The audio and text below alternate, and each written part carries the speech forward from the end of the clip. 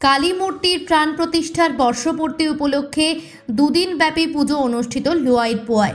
লোয়াইটপোয়া motor stand স্থিত কালী মন্দিরে অনুষ্ঠিত হলো দুদিন ব্যাপী বাৎসরিক পুজো। সোমবার সকাল থেকে পুজো শুরু হয় লোয়াইটপোয়া মোটর স্ট্যান্ড 18 নং কালীবাড়ি প্রাঙ্গণে।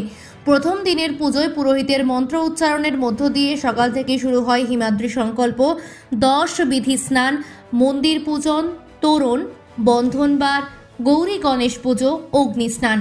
বিকেলের দিকে ছিল আরতি। দ্বিতীয় দিন মঙ্গলবার অর্থাৎ আজকের পুজোর অনুষ্ঠানের মধ্য দিয়ে সকাল থেকে শুরু হয় বেদী পূজন, ভোগ নিবেদন, রুদ্রাভিষেক, যজ্ঞ আহুতি। বিকেলের দিকে কার্যক্রম রয়েছে পূর্ণাহুতি, প্রধান আরতি, নাম কীর্তন, তারপর হয় অনুষ্ঠানের সমাপ্তি। আজ দুপুর 2টো থেকে মন্দিরে শুরু হয় মহাপ্রসাদ বিতরণ।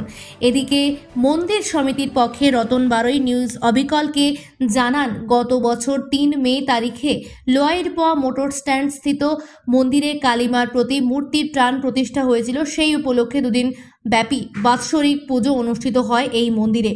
তিনি বলেন, এই পুজোয় পাথারকান্দির বিধায়ক কৃষ্ণেন্দু পাল, করিমগঞ্জের প্রাক্তন সাংসদ কৃপানাথ মাল্লাহর সহযোগিতাও রয়েছে। আমরা ভগবতীর সেবা সমিতির পক্ষ থেকে বিধায়ক ও সাংসদকে কৃতজ্ঞতা জানাই। এদিন ভগবতীর সেবা সমিতির পক্ষ থেকে উপস্থিত ছিলেন সভাপতি গৌরী শঙ্কর কৈরি, সম্পাদক পবন শর্মা, কোষাধ্যক্ষ বিজয় প্রসাদ লোহার, সদস্য মিঠু জয়সওয়াল, শম্ভু তেলি, গঙ্গা কৈরি, শঙ্কর লোহার, কেদার কৈরি, কান্তা প্রসাদ গোয়ালা, ঋত্বিক লোহার সহ অন্যান্যরা।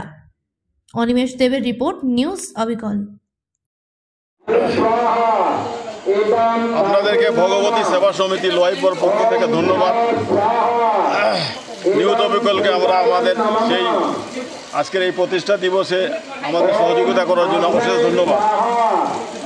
গত বছর 3 মে 18 নং লোয়াইটপোয়ায় অবস্থিত কালীমাতার মন্দিরের মূর্তি প্রতিষ্ঠা করা হয়। সেই উপলক্ষে বৈদ্য এবং গতকল্য 20-21 তারিখ প্রথম বার্ষিক প্রতিষ্ঠা দিবস পালন করা হইতেছে। এই অনুষ্ঠানে সর্বসাধারণ তথা বর্তমান বিধায়ক, সংসদ এর সহযোগিতার জন্য আমরা সবাই মিলে কৃতজ্ঞতা কামনা করিতেছি। অনুরোধ ক্রমে এবং ধন্যবাদ ক্রমে ভগবতী সেবা সমিতি লোয়াইটপোয়া বৈদ্য